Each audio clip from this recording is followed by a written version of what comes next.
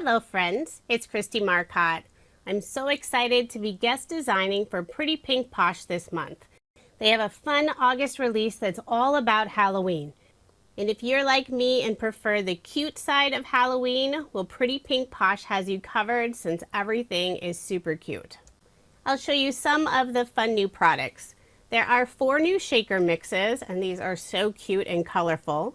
The first one is Spooky Fun Mix. Then we have Spooky Night Mix. This one is Halloween Party Mix. And the last set is the Monster Mash Mix. These were great inside shakers, but you can also use some of the pieces for embellishments. So now moving on to the dies. There are several new die sets. The first one is Cauldron Shaker, and this is where you can use those fun new shaker mixes. The next set is called Candy Treats. Look at all these fun dies to create a huge assortment of different candies.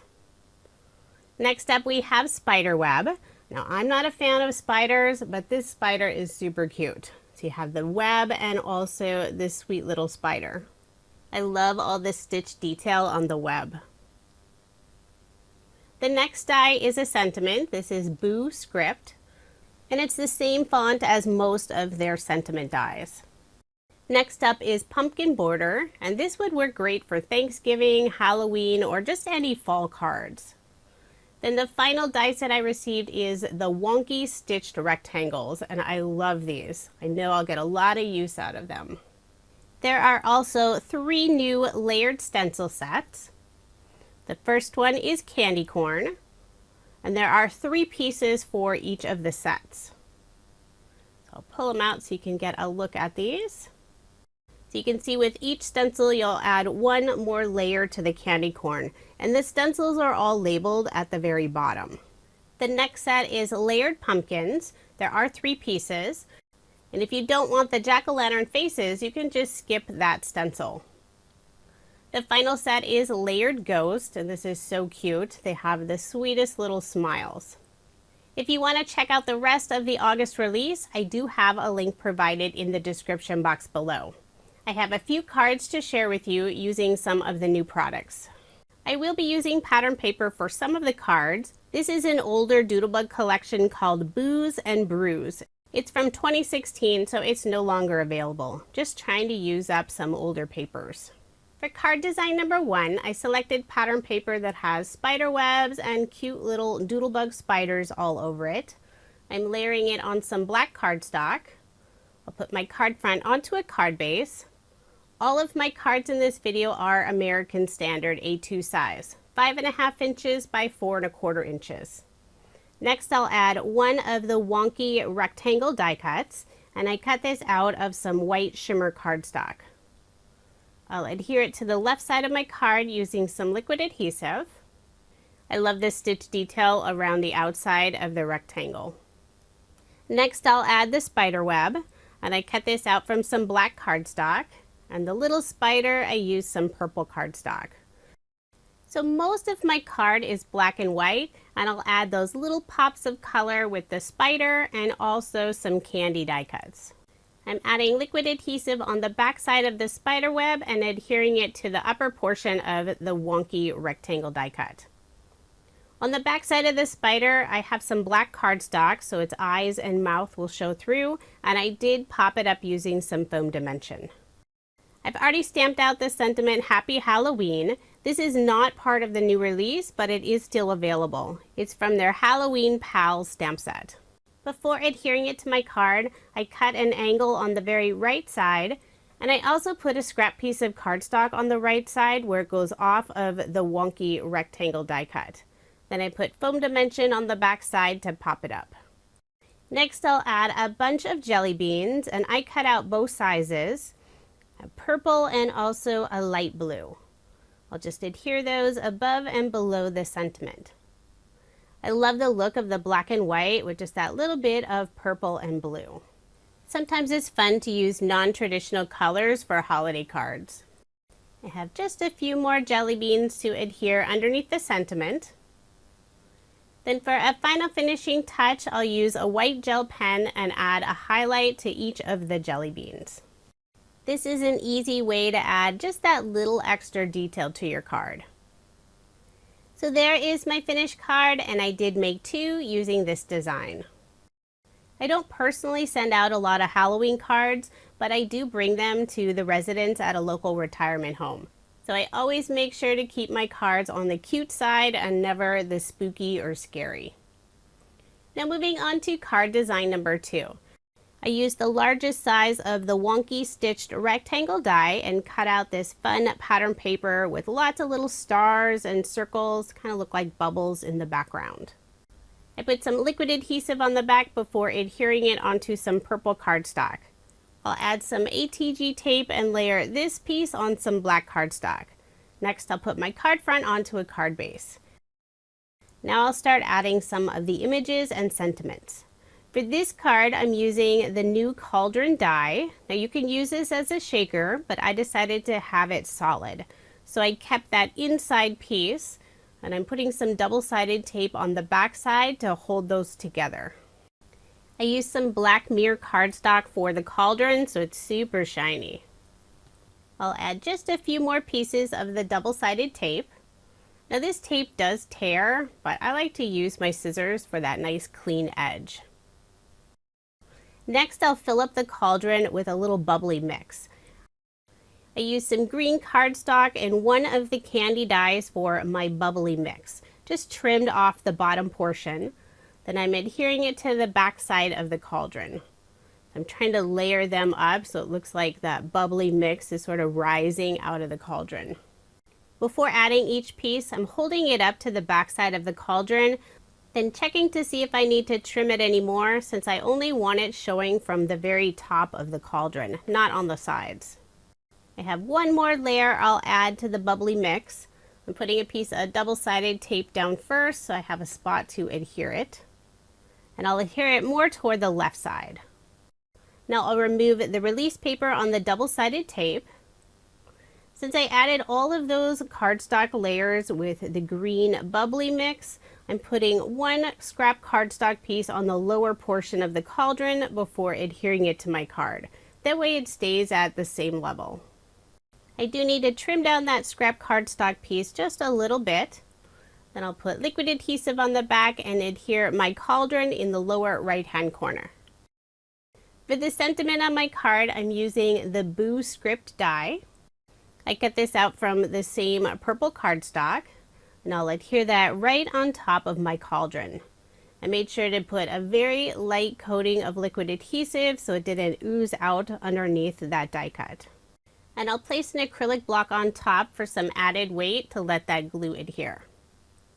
I cut out another spider, this time from some black cardstock. And I'm putting some white cardstock on the back side for the eyes and the nose, and I found that the small jelly bean die is the perfect size for that. So I'll pop it up using some foam dimension. For the web portion where the spider is hanging, I use the bottom of the lollipop die. Now I'll add several of the candies in the lower left-hand corner next to the cauldron. And I use some fun Halloween colors for all of those. Many of the candies you just need a single die, but for several other pieces you use a combination of dies. So this little wrapped candy, I have the wrapper a light blue, and then the candy is green and purple. I am using my reverse tweezers to pick up some of those smaller pieces, find it easier to hold everything in place. I'll put some foam dimension on the back of the wrapped candy and also the gumdrop. For the purple candy, I'll glue it down using liquid adhesive. I'll adhere my 3 candies in a little pile in the lower left-hand corner. Then for a final finishing touch, I'll use a white gel pen, add a few highlights to the potion inside the cauldron, also on the sentiment Boo, and then several on the candies. For the orange piece, decided that's a little gumdrop, so I have lots of tiny white polka dots on there to look like the sugar. So there is my finished card, and again I did make 2 using this design. I really like how this card turned out. Lots of fun Halloween colors, and I love the black mirror cardstock for the cauldron. Now moving on to card design number 3. I'll be playing with one of the layered stencils. I selected the candy corn stencil. I have my waffle flower mini stencil mat, then a piece of white cardstock, and I'll place this stencil down so it's all the way flush to that corner. That way it stays in place. I'm using some Catherine Pooler ink colors for my candy corn. For the very bottom color, this is Catching Rays. Then for the middle, I'm using orange peel. You can add a lot of ink for a very bright color, but I'm going more for a soft color on my candy corn. For the very top of the candy corn, I'm using the Whipped Honey color. This is a very soft yellow. Generally, the top of the candy corn is white, but since I have white for the background, I want to add just a tiny bit of color, so I'm using that really light yellow. I'm adding just enough color so it's visible on the background. And the nice thing about using a stencil mat, you can easily lift up your stencil to see if you need to add more ink in one area. Once I have my background finished, I trimmed down that panel so it's 4 inches by 5¼ inches. I will be layering it on some cardstock, but first I'll add some fun cardstock borders across the card. And this is one of my favorite die sets from Pretty Pink Posh. It's their Stacked Edges set number 1, and they have 3 different sets. I love using these with pattern paper to finish off a paper pad. I cut out 4 different colors, tried to match the candy corn as close as possible. Then I also added one in white. These are so easy to use. They stack together perfectly. I'm putting some liquid adhesive on the back. I do have them cut wider than my panel, but once I have them all adhered in place, I'll just flip that over and trim it off. I love the stitch detail along the edge of the chevron. So I am getting a little bit of liquid adhesive on my craft mat, but I'll clean that up here in a moment. I have one final piece to add, making sure to get enough liquid adhesive so it goes all the way to the edge. So I'll press those firmly in place, use a baby wipe to clean up my craft mat. Then I'll flip over that panel, take my scissors, and cut off the extra pieces. This is an easy way to add a fun look to your card. And I've filled that whole background with pattern paper strips. It's a great way to feature lots of different pattern papers on one card. So I'll layer this panel on some orange cardstock and then again on some black cardstock. Adding the black cardstock layer really adds some nice contrast. And the colors all work well together for a Halloween card. So I'll put some more ATG tape on the back and add my card front onto a card base. For this sentiment, I'll be adding Trick or Treat, and this is from Pretty Pink Posh's Trick or Treat script die set. It's not new, but it is still available. I cut out the sentiment from some black cardstock, and I'll adhere it using liquid adhesive. I'm placing it right on top of those 4 stacked edge die cut pieces. I laid out the full sentiment first so I could get my placement correct, and I'll start adhering them in place. I'm adding a very light coating of liquid adhesive on the back so it doesn't make a mess on my card. And I made sure to dot my I, just add that tiny little drop of liquid adhesive, and I'm using an embellishment wand to pick it up since it is really tiny. Next I'll add a few candy corn die cut pieces. Put 2 of them to the right of the sentiment and 1 to the left, and I did pop up 2 of those using foam dimension. The other candy corn I'll glue down using liquid adhesive. And the candy corn are part of the candy die set. I've just already assembled them. For embellishments on the card, I'm using one of the shaker mixes, and I believe this is the Spooky Night mix. I had already opened both of them, and when I was making this card, I couldn't remember exactly which mix it was, but I do believe it's the Spooky Night mix that has the orange stars. I pulled out 5 of the stars, and I'll add 2 of them in the upper left-hand corner and 3 in the lower right-hand corner. Just putting a small drop of liquid adhesive and using my tweezers to pick them up and press them in place. Then for a final finishing touch, I'll use a white gel pen and add a few highlights to the candy corn. So there is my finished card, and I did make 2 using this design. The layered stencils are so easy to use. You could create that background, add a sentiment, and your card's finished. Now here's another look at the 6 cards I made using Pretty Pink Posh's brand new August 2022 release.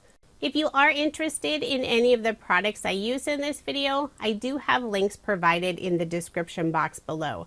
And be sure to check out the rest of the August release. Lots of great products.